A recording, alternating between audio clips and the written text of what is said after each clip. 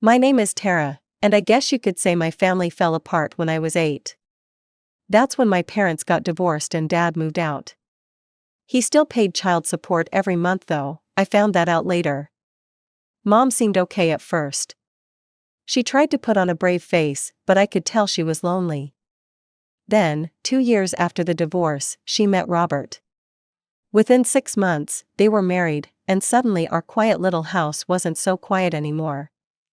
Robert moved in with his 2 kids, Sarah, who was 5, and Michael, who was 4. I was 10 by then, old enough to understand that things were changing, but not old enough to understand why I suddenly felt invisible in my own home. "They're little, Tara," Mom would say whenever I complained about sharing my space. "They need more attention, you're a big girl now." I tried to be understanding, I really did. But it was hard watching Mom transform around Sarah. My mom had never been the type to fuss over clothes or spend hours doing hair, but with Sarah, she changed. She'd spend weekend afternoons shopping with her, buying her pretty dresses and styling her hair in fancy braids. Sarah was quiet and well-behaved around Mom, which only made things worse. "Why can't you be more like Sarah?" became Mom's favorite phrase. But I knew the truth. When Mom wasn't looking, Sarah was a nightmare. "Your mom likes me better," she'd whisper to me when we were alone. "She wishes I was her real daughter." Michael was just as bad. He'd break my things and then run crying to Mom claiming I'd hurt him. They were masters at the innocent act, and Mom fell for it every time. The gap between Mom and me grew wider every year. By the time I was 12, we barely talked except when she was yelling at me for something Sarah or Michael claimed I'd done. Dad would call sometimes, and I'd try to tell him how things were, but I always held back. I didn't want him to worry or think I couldn't handle it. My teenage years were even worse. Sarah and Michael got bolder with their tricks. They'd hide my homework, delete files from my computer, and tear pages from my books. When I complained to Mom, she'd just sigh. "They're just being kids, Tara, you need to be more mature." Robert wasn't any help either. He spoiled his kids rotten and expected Mom to do the same. And she did, buying them expensive gifts while I got the bare minimum. "We don't have money for that," she'd say when I asked for new shoes for track, but somehow there was always money for Michael's video games or Sarah's dance lessons. The worst day came when I was 15. I'd been working on a project for the school science fair all week. It was a model of a sustainable city, with tiny solar panels that actually worked and a water recycling system. I was really proud of it, and I had a good chance of winning first place. I'd gone out to grab lunch, and when I came back, my project was ruined. Sarah, who was 10 by then, had torn off the solar panels, broken the water system, and splashed bright paint all over everything. She was still there, paintbrush in hand, when I walked in. "Oops," she said with a smirk, "I was just trying to make it prettier." Something in me snapped. After years of taking their abuse, I couldn't hold back anymore. I grabbed her by the shoulders and pushed her face into the same paint she'd used to destroy my work. "How do you like it?" I screamed. "How does it feel when someone ruins something you care about?" Sarah burst into tears and ran to find Mom, paint dripping down her face. Mom came storming in minutes later. "What is wrong with you?" she yelled, not even looking at my destroyed project. "She's just a child." "Look what she did to my project," I shouted back. "I've been working on this for a week. The science fair is tomorrow." Mom glanced at the ruined model. She was just trying to help. She didn't mean any harm. She did this on purpose. She always does this stuff on purpose, and you never believe me. Mom's face twisted with anger. "That's enough," she shouted, and before I could react, she slapped me across the face. The room went silent. She'd never hit me before. I touched my stinging cheek, tears welling in my eyes. Robert appeared in the doorway, Sarah hiding behind him with a victorious smile that only I could see. "What's going on in here?" he demanded. "Tara attacked Sarah," Mom said, her voice shaking. "She pushed her face in paint. After she destroyed my science project," I protested. "A project that took me a week to build." Robert looked at me with disgust. "I've had enough of this," he said coldly. "Marie, you need to choose, either she goes, or we go." I couldn't believe what I was hearing. My own mother was being asked to choose between me and her new family. I looked at her, waiting for her to defend me, to tell Robert he was out of line. Instead, she looked me straight in the eyes and said, "You've been nothing but trouble since they moved in. Maybe you should go live with your father." Her words hit me like a physical blow. I stumbled backward, feeling like the ground had disappeared beneath my feet. My own mother had just told me I was unwanted in my own home. "Fine," I managed to say through my tears, "I'll call Dad." I went to my room, hands shaking as I dialed his number. When he answered, I could barely speak through my sobs. "Dad," I choked out, "can I come live with you, please?" 2 hours later, Dad pulled up in front of the house. I had packed everything I could fit into 2 suitcases. Mom didn't even come out to say goodbye. Moving in with Dad changed everything. His apartment was smaller than our old house, but it felt more like home than anywhere I'd lived in years. Dad was a successful businessman who owned a marketing company, and I quickly realized he had a pretty good life. The first morning I woke up there, he'd already made breakfast. "Sleep okay, kiddo?" he asked, sliding a plate of pancakes across the counter. "Yeah," I said, still not used to the quiet. No Sarah stealing my stuff, no Michael breaking things and blaming me, just peace. Dad looked at me with concern in his eyes. "I'm sorry about what happened, Tara. I should have known things weren't good." I shrugged, "It's not your fault." "Well, we're going to figure this out together, okay?" He reached over and squeezed my hand. "I've already called a lawyer about getting full custody." The next day, Dad introduced me to his lawyer, Ms. Rivera. She was a no-nonsense woman with sharp eyes and a determined expression. "So you want to live with your father permanently?" she asked me directly. "Yes," I said without hesitation. "My mom chose her new husband and his kids over me." Ms. Rivera nodded. "It won't be an easy process, especially if your mother contests it." "Are you prepared for that?" I remembered the look in Mom's eyes when she told me to leave. "She won't contest it," I said confidently. "She made her choice clear." I was right. When the paperwork arrived, Mom signed away her parental rights without a fight. Dad became my sole guardian, and the child support payments stopped. It hurt more than I wanted to admit, knowing how easily she let me go. Life with Dad settled into a comfortable routine. I transferred to a new high school, where nobody knew about my family drama. Dad helped me with homework, taught me to drive, and always made time to listen when I needed to talk. The best part was, I never felt like I was competing for his attention. Sometimes I'd run into Sarah or Michael at school events, since our schools were in the same district. They'd glare at me from across the room, but they never approached me. And on the rare occasions when Mom was there to pick them up, she'd pretend not to see me. It stung at first, but eventually, I stopped caring. "She thinks she's so cool now that she lives with her rich dad," I overheard Sarah telling her friends once. I just walked past with my head held high. Let them think what they wanted. With Dad's encouragement, I focused on my studies. My grades improved, and I started making real friends who liked me for who I was. By senior year, I had my sights set on college. "Pick wherever you want to go," Dad told me. "I've been saving for your education since you were born." I chose State University, which had an excellent business program. Dad was thrilled when I told him I wanted to follow in his footsteps. "Nothing would make me prouder," he said, hugging me tight. The day I graduated high school, I scanned the audience for Mom's face out of habit. She wasn't there, of course.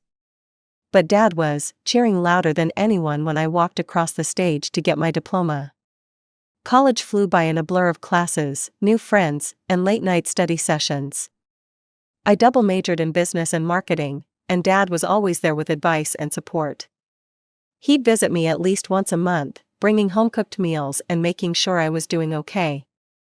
During my senior year of college, Dad surprised me with a gift I never expected. "I bought you an apartment," he announced over dinner during one of his visits. It's not huge, but it's in a good neighborhood.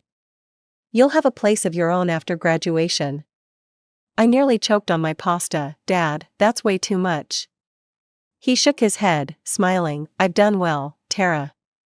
I want you to have a good start. No rent to worry about while you're building your career. After graduation, I moved into my new apartment. It was perfect, 2 bedrooms, a modern kitchen, and a small balcony with a view of the city park. Dad had even furnished it for me. True to his word, Dad also offered me a position at his company. I started at entry level, despite his ownership, because we both agreed I should earn my promotions.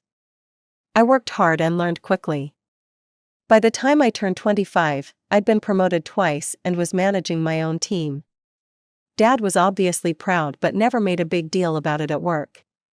For 3 years, life was pretty much perfect. I had my own place, a job I loved, and a dad who supported me in everything I did. I barely thought about Mom or my step-siblings anymore. That chapter of my life seemed firmly closed. Then one ordinary Tuesday, everything fell apart again. I was in a meeting when Dad's assistant knocked on the door, her face pale. Tara, you need to come with me right away. In the hallway, she told me Dad had collapsed in his office. By the time I got to the hospital, it was too late. A massive heart attack, the doctors said. Nothing anyone could have done. At 26, I found myself planning my father's funeral. I moved through the days in a fog of grief, handling the arrangements mechanically because I knew Dad would want things done properly. The funeral home, the obituary, the reception afterward, I took care of it all, barely letting myself feel the crushing weight of what I'd lost. The morning after Dad died, someone knocked on my apartment door. When I opened it, I nearly slammed it shut again in shock. Mom stood there, looking older but still recognizable. Tara, she said softly, I heard about your father, I'm so sorry. I stood in the doorway, staring at my mother in disbelief. It had been over 10 years since we'd spoken. What are you doing here? I managed to ask, my voice hoarse from crying. I heard about your father from your cousin Ben, she said, her eyes filled with what looked like genuine sadness. May I come in? I hesitated, then stepped aside. Mom walked into my apartment and looked around, taking in the modern furniture Dad had helped me pick out. This is a lovely place, she said quietly. Dad bought it for me, I replied, watching her reaction carefully. She nodded, he always wanted the best for you. An awkward silence fell between us. I had no idea what to say to this woman who had once told me I was unwanted in my own home. Tara, Mom finally said, I know we have a complicated history. But I couldn't let you go through this alone. I want to help with the funeral arrangements. I know it's a lot to handle by yourself. I was about to refuse when I realized how overwhelmed I felt. Dad had been my only family for so long. I had friends, of course, but organizing a funeral required family. Okay, I said cautiously, I could use some help. Over the next few days, Mom took charge of the details I couldn't face, calling Dad's extended family, arranging the service, ordering flowers. She was efficient and thoughtful, remembering things I would have forgotten in my grief. At the funeral, she sat beside me, handing me tissues when I needed them. I caught her wiping away her own tears during the eulogy. Your father was a good man, she whispered to me afterward. He raised you well. It was the first genuine compliment she'd given me in years. After the funeral came the reading of the will. Mom offered to come with me, and I accepted. The lawyer explained that Dad had left me everything, his house, his company, and all his savings. It was a substantial inheritance, more than I'd expected. Mom squeezed my hand. He wanted to make sure you were taken care of. As the weeks passed, Mom and I began to rebuild a tentative relationship. She invited me to dinner at her house, and I was surprised to find myself accepting. Robert, Sarah, and Michael were there, all grown up now but still recognizable. They were polite, even friendly. Sarah, now 21, hugged me when I arrived. I'm sorry about your dad, she said. And I'm sorry about how we treated you when we were kids. Michael, 20, nodded in agreement. We were little jerks. I hope we can start over. I was suspicious at first, but their kindness seemed genuine. Robert was less enthusiastic but civil. We ate dinner together, and for the first time in years, I felt like I might have a family again. You should come over more often, Mom said as I was leaving. Our doors are always open for you. She pressed her house keys into my hand. In case you ever need to stop by. Later that week, as I sat alone in Dad's office at the company, trying to figure out how to run a business I wasn't ready for, Mom called to check on me. Are you doing okay? She asked. Not really, I admitted. I don't know if I can handle the company by myself. You don't have to do everything alone anymore, Tara, she said gently. You have us now. I started visiting Mom's house regularly. The more time I spent with them, the more I believed we had finally put the past behind us. We talked about what had happened when I was 15, and Mom actually apologized. I was wrong, she said, her eyes filled with regret. I chose Robert and his kids over you, and it was the biggest mistake of my life. I've regretted it every day since. I wanted to believe her, maybe I needed to believe her. Then the requests for money started. Small at first, Mom asking if I could help with a $150 utility bill because they were a little short this month. I gave it to her without hesitation. Then it was $200 for Michael's textbooks.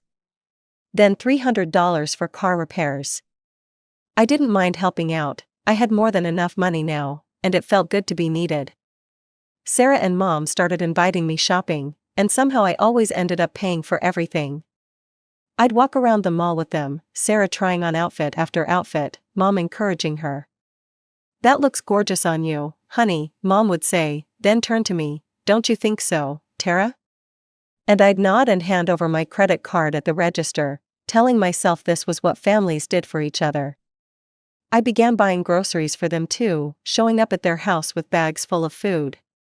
They always seemed genuinely grateful, especially Robert, who would clap me on the shoulder and say, "You're a good kid, Tara. Better than we deserved." One Friday evening, about 6 months after Dad's death, I decided to surprise them. I picked up food from their favorite restaurant, expensive steaks and gourmet sides, and drove to their house. I used the key Mom had given me to let myself in quietly, planning to set up dinner as a treat. I could hear laughter coming from the living room as I entered. The TV was on, music playing quietly beneath their conversation. I was about to call out when I heard my name. "Tara's such a pushover," Sarah was saying, her voice slurred slightly. "She must have been drinking. All I have to do is pretend I like her stupid business stories, and she buys me whatever I want." I froze in the hallway, the bags of food heavy in my hands. "It's not fair that she got all that money and property," Sarah continued, her voice bitter. "She doesn't even deserve it, she's not smart enough to run that company." "She is pretty stupid," Mom agreed, and I heard the clink of ice in a glass. "Always has been, easy to manipulate." My heart pounded in my chest. I wanted to storm in there, to confront them, but something held me back. I needed to hear more. "We need to keep playing nice," Robert said, his voice practical. "She's our meal ticket now." "Don't worry," Mom replied, laughing, "I've already got a plan. Sarah, you should ask to move into her second apartment. The one she doesn't use. She'll say yes because she's desperate to be part of the family. And then we convince her to give it to me," Sarah finished. "Don't forget to ask for money," Michael chimed in, "I want a new car." "I'll keep playing the loving mother," Mom said, and they all laughed. I'd heard enough, my hands were shaking so hard I nearly dropped the food. Quietly, I backed up to the front door, then opened and closed it loudly. "Hello?" I called out, trying to keep my voice steady. "I brought dinner." Mom appeared in the hallway, her face lighting up with what I now knew was fake affection. "Tara, what a wonderful surprise," she hugged me tightly, and it took everything in me not to push her away. I managed to keep my composure through dinner, smiling and nodding while my stomach churned with disgust. I made up an excuse about an early meeting and left after just 15 minutes. As I drove home, tears blurred my vision. How could I have been so stupid? They hadn't changed at all. For the next few days, I avoided their calls. I needed time to think, to process what I'd heard. Part of me wanted to confront them immediately, to tell them I knew exactly what they were doing. But another part of me, the part that had learned to be strategic from working with Dad, thought it might be better to wait. Sure enough, Mom called a week later. "Tara, honey, we haven't seen you in days. I was hoping you could come over tonight. We need to talk about something important." "I'll be there at 7, I said, knowing exactly what was coming. When I arrived, the whole family was waiting in the living room. Mom had made my favorite dessert, clearly trying to butter me up. Sarah was practically bouncing with excitement. "Tara," Mom began, taking my hands in hers, "we wanted to talk to you about Sarah's situation. She's 21 now, and she has a serious boyfriend, Jason. They've been looking for a place to live together, but as you know, rent is so expensive these days." I noticed Sarah had conveniently brought Jason along. He gave me an awkward wave from the couch. "We were thinking," Mom continued, "since you have that second apartment that's just sitting empty, maybe Sarah and Jason could stay there? Just until they get on their feet." I tilted my head, pretending to consider it. "I'll think about it." Sarah squealed and rushed over to hug me. Thank you, thank you, thank you, I knew you'd understand." The next day, Sarah texted me, "Just gave notice at my apartment. Jason and I can move in this weekend, let me know where to pick up the keys." I didn't respond right away. Let her think she had me wrapped around her finger one last time. 2 days later, Sarah called me, her voice frantic. "Tara, we're outside your apartment with all our stuff, but you're not here. Where are you? We need the keys." I took a deep breath. "Sarah, I never said you could move into my apartment." There was a moment of stunned silence. But you said you'd think about it." "Yes, and I did think about it, the answer is no." "You can't do this to us," she shrieked, "we have nowhere to go. We already gave up our apartment."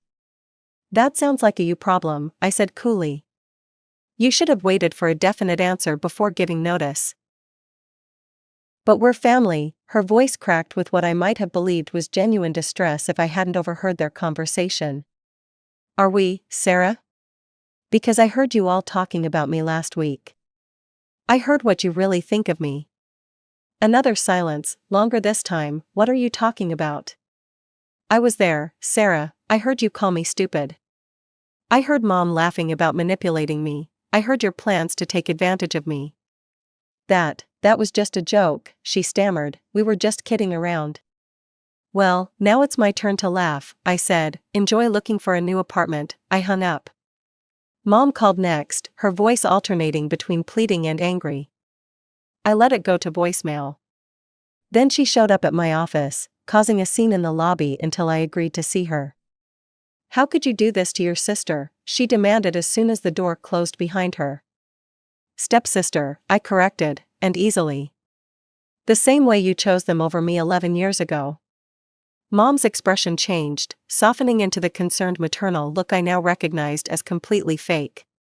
"Tara, sweetheart, I know we've had our problems, but we've moved past all that, haven't we? We're a family again." I laughed bitterly. "We were never a family. You made that clear when I was 15, and you made it clear again when I heard you planning to use me for my money." Her face fell, the act finally dropping. "You don't understand. We've been struggling financially, Robert lost his job last year, we need help." "Then you should have been honest and asked for help, not pretended to care about me just to get to Dad's money." "I do care about you," she insisted, but her eyes gave her away. "No, you don't, and you know what? That's okay, I don't need you to care anymore, I have my own life now." She switched tactics, her voice growing hard. "We'll contest the will. Your father wasn't in his right mind when he left everything to you." I smiled. "Go ahead and try. Dad's will is ironclad, and I have the best lawyers in the city. But if you harass me again, I'll get a restraining order." For the next few weeks, they tried everything: calls, texts, emails, even showing up at my home and office. Sometimes they begged, sometimes they threatened. I blocked their numbers and instructed security not to let them in anywhere. Finally, I had my lawyer draft an official letter warning them that any further contact would be considered harassment and result in legal action. After that, the calls stopped. I threw myself into running Dad's company. It wasn't easy, but I had good people around me, employees who had respected my father and were willing to help me learn. Slowly, I found my footing. The business continued to thrive under my leadership, and I felt Dad would have been proud. As for the apartment they so desperately wanted, I decided to keep it. Someday I might have children of my own who would need a place to stay. Children I would love unconditionally, who would never doubt they belonged in my family. Sometimes I wonder about Mom and the others. I hear bits and pieces through mutual acquaintances. Sarah finally got married, Michael dropped out of college, Robert found another job. I don't wish them ill, but I don't wish them back in my life either. I built my own family now, close friends who genuinely care, colleagues who respect me, and someday, perhaps, a partner and children. I've learned that you can choose your family, and I've chosen people who love me for who I am, not what I can give them.